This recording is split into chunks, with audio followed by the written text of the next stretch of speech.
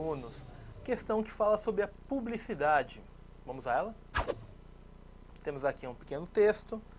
A publicidade surge como fator decisivo na diferenciação dos produtos, na identificação de público-alvo e sua fidelização, além de se tornar fator competitivo. Logo, a publicidade, mais do que anunciar, muitas vezes tem o papel de reforço da marca e de promover o lado simbólico do que é ofertado, pois as qualidades e funções do produto ou serviço muitas vezes já não bastam para torná-lo atrativo, já que a oferta de produtos e serviços com praticamente as mesmas características e funções é, geralmente, grande.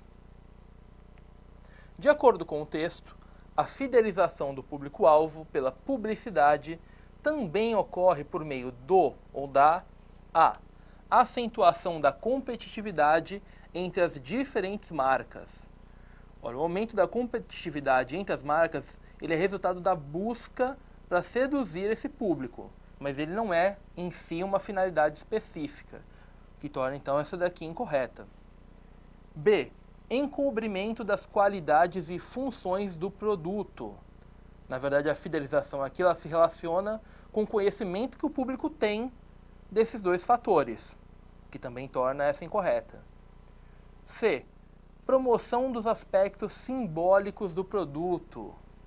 Exatamente. Se você tem dois produtos que eles são muito iguais, você precisa ressaltar outros aspectos que não sejam só aqueles aspectos que são técnicos.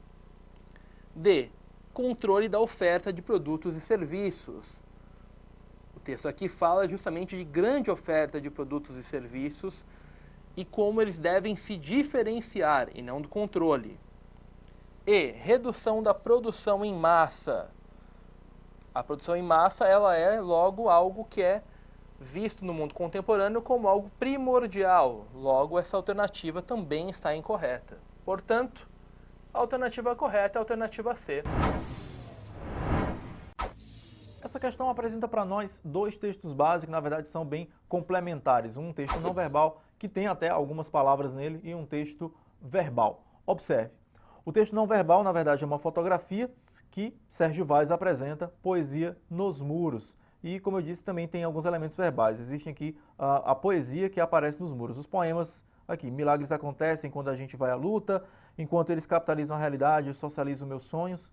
E aí, o texto verbal vai nos dar a indicação do que é aquele projeto. A poesia vai tomar conta das quebradas.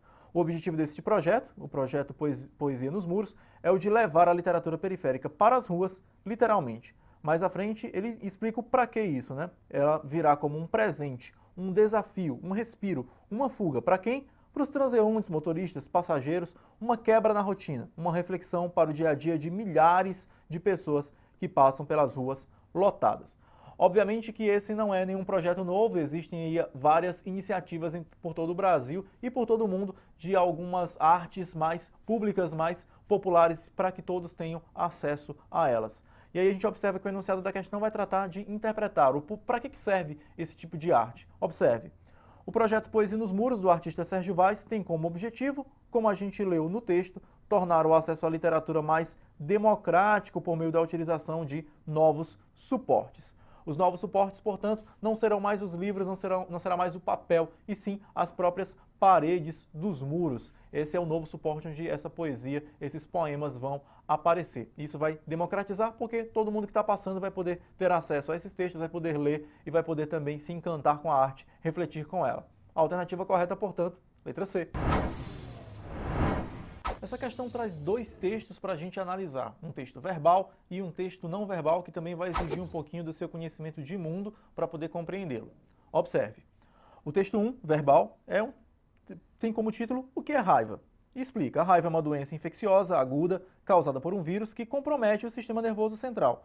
Pode acometer todas as espécies de mamíferos, incluindo o homem, sendo seu prognóstico fatal em praticamente todos os casos. É uma zoonose, ou uma antropozoonose, no caso, quando vem no homem, que tem como hospedeiro, reservatório e transmissor o animal que, dependendo da situação, transmite a doença aos humanos através da mordedura, arranhadura ou lambedura.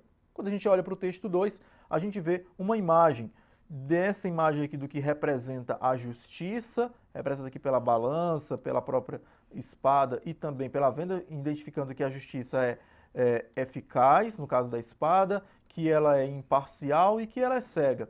Em compensação, essa justiça, por ser cega, está sendo guiada por um cachorro que provavelmente aqui é acometido pela raiva, você nota aqui pela espuma na boca dele.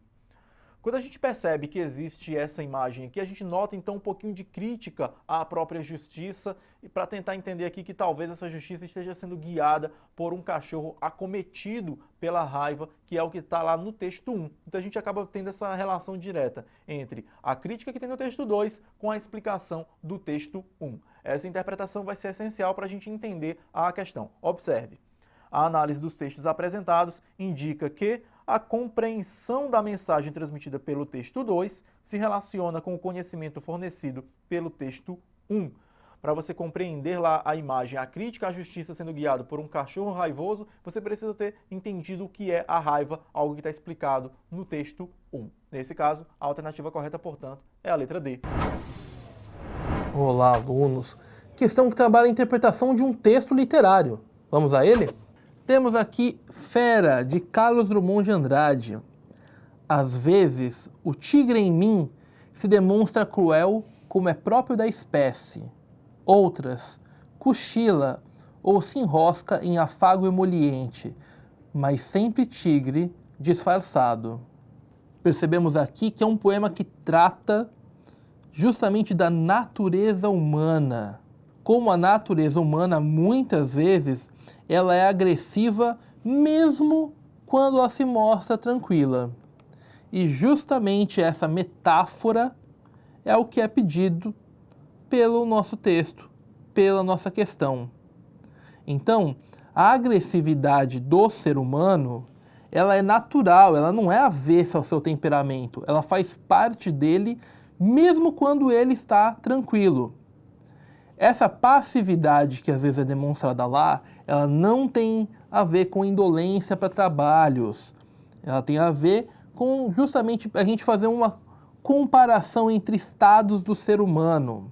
Não temos aí nenhuma referência a um controle que seja religioso e tampouco a gente está falando do tigre ganhando formas ou ganhando características humanas. Mas a gente está falando do contrário, nós estamos falando do ser humano comparando ele com características do tigre, características da fera em si. Portanto, estamos aí falando das contradições eternas do ser humano, que tem uma natureza, mesmo quando tranquila, ainda meio indócil, ainda meio agressiva. Logo, a alternativa correta é a alternativa C. Temos aqui um quadro, Nascimento de Vênus, e perceba que o quadro ele tem uma sobriedade em termos de informações e a figura central traz uma nudez que é uma representação mais do racional, uma proximidade maior com essa figura antropocêntrica. Então, essa nudez é uma tentativa de representar esse aspecto antropocêntrico presente aqui na obra, principalmente pela tentativa de, pela organização do quadro, pela perfeição dos traços, buscar uma figura mais racional, buscar uma representação mais racional em detrimento aos sentimentos. Esses sentimentos que vão nublar ou tentar nublar a razão humana são aqui neutralizados em virtude desse racional. Esse racional que é clássico e, obviamente, aí nessa representação antropocêntrica. Temos, então, aqui a neutralidade típica do racionalismo clássico, quando o antropocentrismo se sobrepõe aos sentimentalismos que nublam a razão humana. Então, resposta item E. Temos uma questão referente ao gênero lei. Então, você tem aí um texto da Presidência da República, tem publicação, tudo ok aí, a referência, tratando da violência doméstica e familiar contra a mulher aqui em especial. A clareza inerente ao gênero lei manifesta-se no alto grau de formalidade da linguagem empregada, essas características são expressas na estruturação do texto por meio de. Então entenda que por se tratar de lei, a linguagem ela deve ser clara, deve ser uma linguagem denotativa, expressando justamente essa objetividade. Deve ser uma linguagem direta. O caso contrário, teríamos algumas interpretações diferentes acerca dessa lei.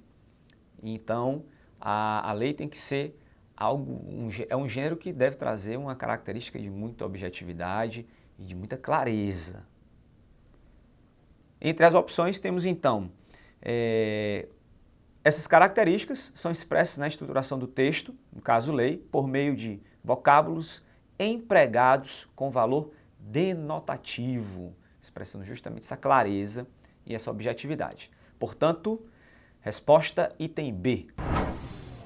Temos aqui o texto O Casamento, de Adélia Prado. Há mulheres que dizem, meu marido se quer pescar, pesque, mas que limpe os peixes, eu não. A qualquer hora da noite me levanto, ajuda a escamar, abrir, retalhar e salgar. É tão bom só a gente sozinhos na cozinha. De vez em quando os cotovelos se esbarram, ele fala coisas como este foi difícil, prateou no ar dando rabanadas e faz o gesto com a mão. O silêncio de quando nos vimos a primeira vez atravessa a cozinha como um rio profundo. Por fim, os peixes na travessa, vamos dormir, coisas prateadas espocam, somos noivo e noiva. Neste caso, temos um texto aqui, no texto de Adélia Prado, o eu lírico feminino revela, a partir de suas experiências, que o casamento, apesar de haver uma atmosfera aqui entre os dois, que é até relatada aqui pelo eu lírico de silêncio, mas há aqui uma cumplicidade e um respeito, tendo em vista que o eu lírico aí, a mulher, tem como necessidade ou vontade, desejo, estar perto e contribuir com o marido, com essa pessoa que é o companheiro dela. Temos então o vínculo baseado na cumplicidade e no respeito, portanto, resposta correta, item C. Temos então aqui um contexto de aprendizagem que tem crescido muito no país, e não só no país, mas além das fronteiras, tendo em vista que o uso da internet é algo extremamente produtivo e construtivo nesse sentido aqui do AVA também, do ambiente virtual de aprendizagem. Com base no texto sobre o AVA, conclui-se que nesse espaço educacional a produção é coletiva, é democrática, é cooperativa, estão em evidência. Portanto, resposta correta, item B. Você tem os ratinhos que são repórteres e tirando fotos aí de um deles sendo vitimado, não respeitando a dignidade aí, desse. Então temos aqui, entre as possibilidades, uma das mais recorrentes encontra-se na imagem anterior, abordando o conceito de que o espetáculo da desgraça é cultuado pela mídia, que se preocupa intensamente com o fato sensacionalista. O fato sensacionalista aqui, que não se preocupa também com a dignidade da vítima. Portanto, resposta correta, item C. Temos um texto aqui que trata sobre as narrativas orais, essas narrativas que remontam à antiguidade grega, com a célebre Odisseia de Homero, por exemplo. Mas temos também a tradição oral, que é representativa da memória do nosso povo nordestino também, ou podemos dizer que tem uma relação direta com a memória regional.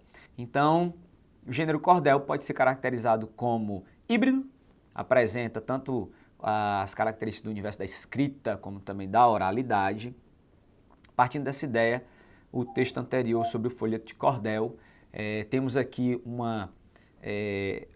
digamos assim, uma ênfase a essa perspectiva de se manter viva a memória de um povo a partir do cordel, que é uma característica também dos textos de oralidade, essas narrativas orais, ok? Dentro da formação histórico-cultural de um povo. E então temos que destacar aí, o cordel tem essa importância de destacar justamente a construção da memória e da identidade nacional do povo brasileiro aqui especial do texto, sendo representado também pela importância do cordel, resguardando a memória popular nordestina. Então, portanto, temos aqui como resposta correta item C. Essa questão traz um texto base bem curtinho, vale até a pena a leitura. Acompanhe. Os jogos tradicionais infantis fazem parte da cultura popular e apresentam estreita relação com o folclore. Expressam a produção de um povo em uma determinada época e sempre estão em transformação, incorporando as criações anônimas de geração para geração. Possuem as características de anonimato, tradicionalidade, transmissão oral, conservação e mudança. Como os jogos tradicionais são transmitidos pela oralidade, cria-se uma dificuldade em rastrear a origem de muitos deles. Seus conteúdos provêm dos tempos passados, de mitos, práticas religiosas e culturais. Essa é uma citação e, inclusive, você consegue identificar ali por conta não só da autoria, mas também do ano em que ele é expresso. E a questão, na verdade, é como se fosse de interpretação de texto. Na verdade, ela é de interpretação de texto, porque você precisa identificar quais são as informações que estão nesse texto para poder entender o que ela está querendo saber. Observe o enunciado. Ele diz, de acordo com o texto, os jogos tradicionais infantis.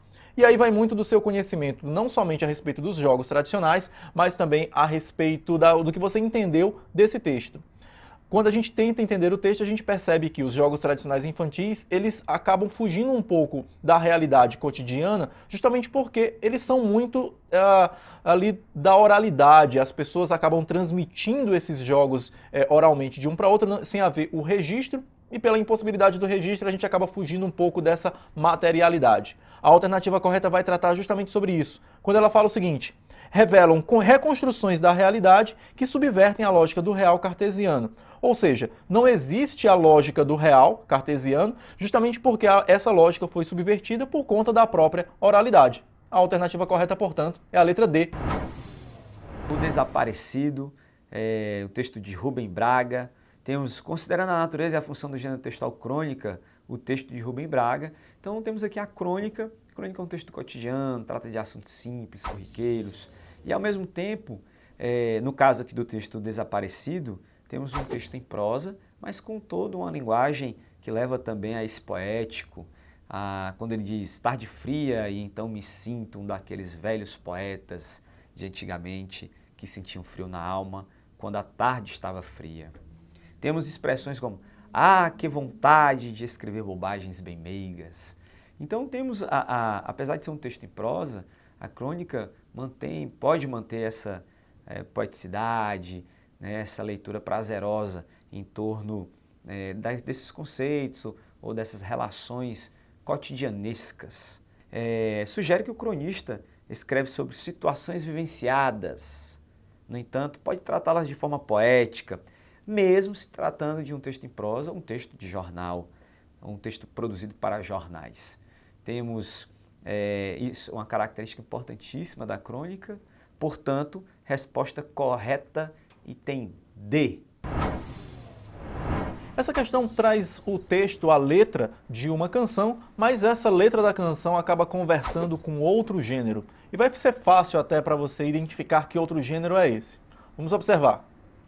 A canção se chama Meu Caro Amigo, e ela já começa justamente isso, chamando ali, invocando esse meu caro amigo, dizendo: me perdoe, por favor, se eu não lhe faço uma visita. Mas como agora apareceu um portador, mando notícias nessa fita. O portador, no caso aqui, é alguém que vai levar essa notícia aqui, essas notícias do enunciador. Quando a gente continua no texto, a gente vê novamente que ele faz essa saudação: meu caro amigo, não pretendo provocar nem atiçar as suas saudades, o que denota aqui certo distanciamento. Aí aqui no final, ele diz assim, que a Marieta manda um beijo para os seus, um beijo na família, e aí a todo o pessoal, adeus. Você nota então que existe um texto escrito de uma pessoa para outra pessoa, dando notícias e com uma saudação inicial, ali depois uma saudação final, para poder explicar e contar algumas coisas que estavam acontecendo com esse enunciador. Na verdade, essa parece ser mais uma conversa por meio escrito de uma pessoa para outra. Ali foi endereçado para outra pessoa. É fácil de identificar qual gênero a gente está falando, mas vamos observar a questão para a gente saber o que ela está pedindo. Composta por Francis Raime e Chico Buarque em 1976, a canção Meu Caro Amigo possui características que a fazem flertar com o gênero textual, e a gente tem a resposta bem aqui, o gênero textual carta, com a estrutura do texto formada por saudação, mensagem e despedida. A carta provavelmente é um dos gêneros que é mais conhecido do grande público, e quando a gente enxerga essas características básicas da carta em uma canção, você nota aí essa possibilidade que os gêneros têm de conversar um com o outro. No caso dessa questão, então, a resposta correta é a letra C.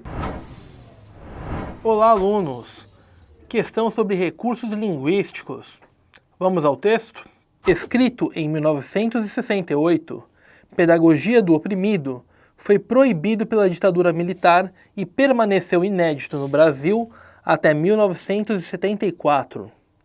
Neste livro revolucionário, Paulo Freire esmiuça as relações opressoras de nossa estrutura social e indica diversas possibilidades de mudança. Pedagógica e socialmente engajado, este é um trabalho imprescindível, referência não só na história da educação, mas principalmente na história cultural de nosso país. O trecho apresentado é a sinopse do livro Pedagogia do Oprimido, de Paulo Freire. Nele, sobretudo por meio de recursos linguísticos como qualificadores, evidencia-se um propósito comunicativo desse gênero textual, que é a. Promover o livro para despertar o interesse do leitor. Pois bem, se temos uma sinopse, essa sinopse deve trazer o leitor para a obra, deve instigar a sua vontade de ler o livro. Portanto, essa alternativa é a alternativa correta. B. Resumir objetivamente o livro sem atribuir juízo de valor. Ora, se temos aí uma sinopse, ela precisa chamar a atenção do leitor. Portanto, precisa atribuir sim juízos de valor, para que esses juízos façam com que o leitor esteja interessado pelas qualidades positivas da obra. C. Apresentar informações credenciais sobre o autor da obra.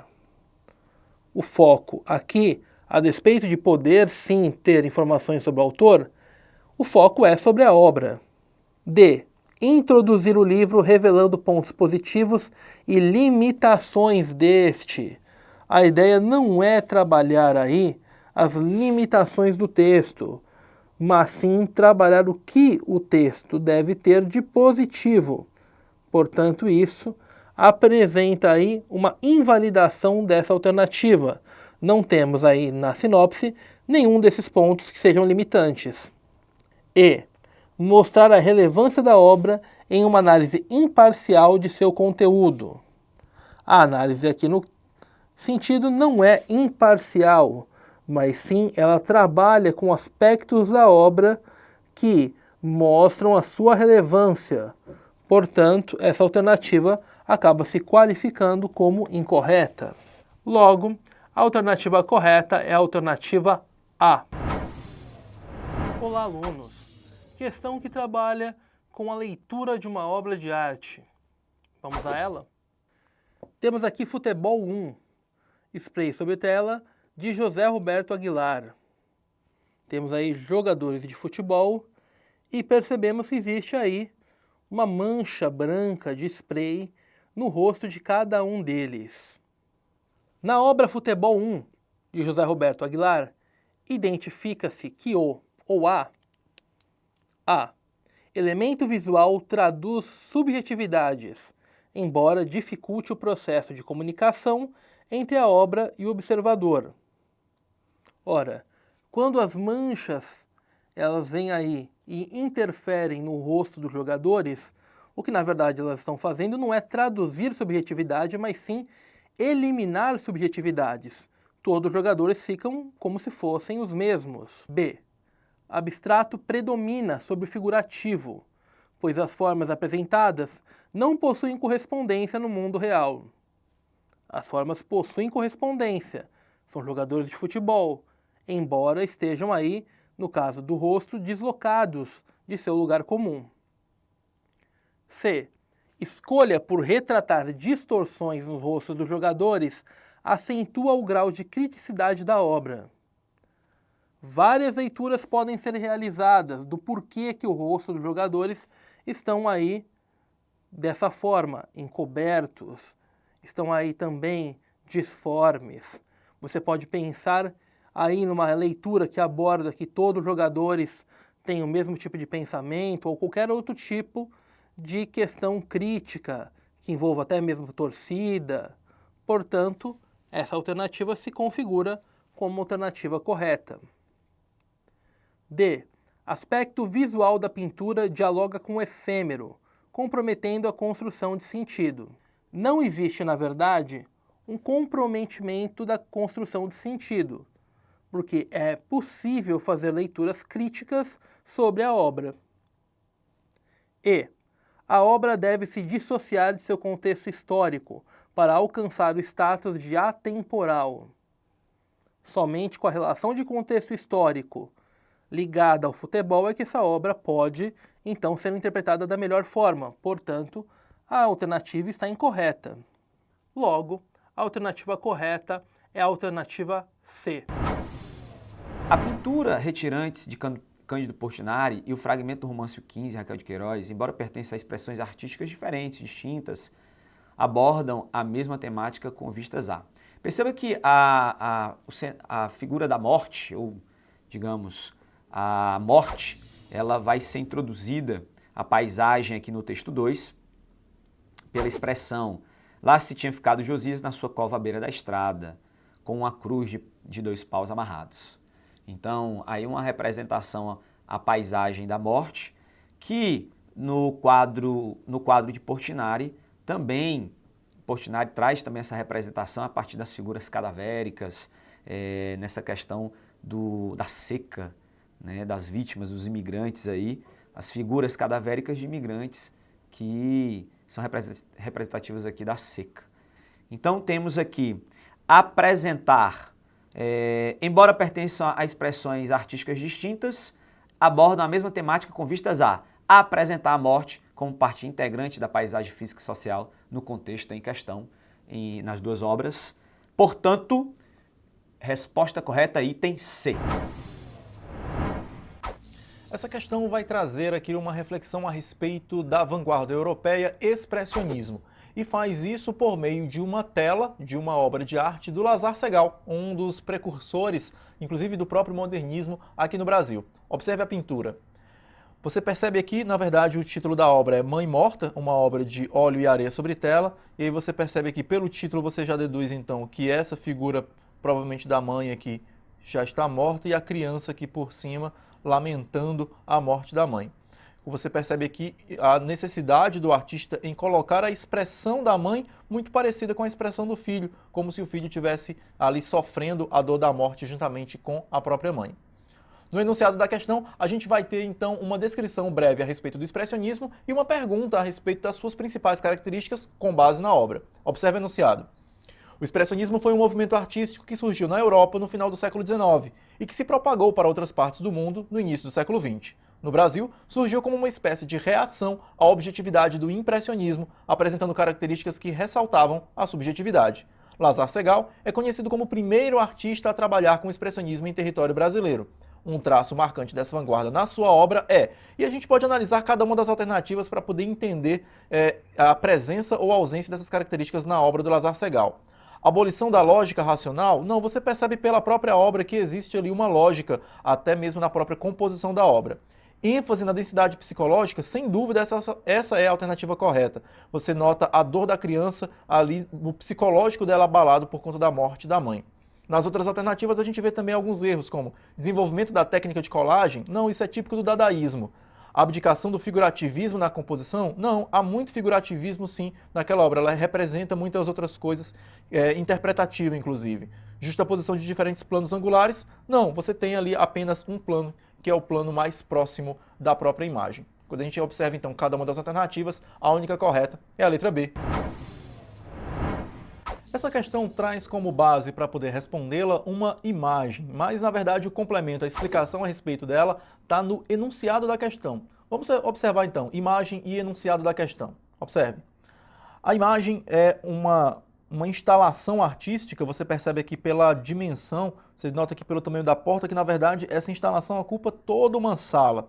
E aí você nota aqui o que seria uma casa meio destruída, aqui, o que seria lama, um galho de árvore aqui gigante ou um tronco de árvore aqui colocado, a casa completamente destruída. Agora observe o enunciado. A obra retratada na imagem é uma instalação artística do sul-africano Harun Gunsalih, que propõe uma discussão sobre os efeitos do rompimento de uma barragem na cidade de Mariana, em Minas Gerais, um dos maiores acidentes ambientais do mundo contemporâneo. Incluída em uma exposição intitulada Agridoce, essa obra mostra que a gente precisa refletir, então, o papel que a arte, nesse caso, está tentando suprir. Ele está tentando apresentar aqui, então, manifestar artisticamente um protesto social a respeito do que aconteceu lá na cidade de Mariana. O nome da exposição Agridoce, então, até mistura aí com a ideia de algo que deveria ser adocicado, mas que, na verdade, tem esse tom, esse gosto um pouco mais amargo. Então era uma vida doce que foi tomada ali justamente por conta do desastre. A arte representando isso demonstra então o seu engajamento social. Quando a gente olha para as alternativas, a gente percebe isso. Observe, logo na alternativa A, a gente tem aqui essa obra mostra que a arte permite a construção de uma reflexão crítica. Essa reflexão crítica é ocasionada justamente porque nós, como espectadores, podemos então parar para pensar sobre como essa arte pode influenciar também na maneira da gente ver os acontecimentos, inclusive um acontecimento tão trágico e triste como foi esse lá em Mariana, Minas Gerais. No caso da questão, então, a gente tem como resposta correta a letra A.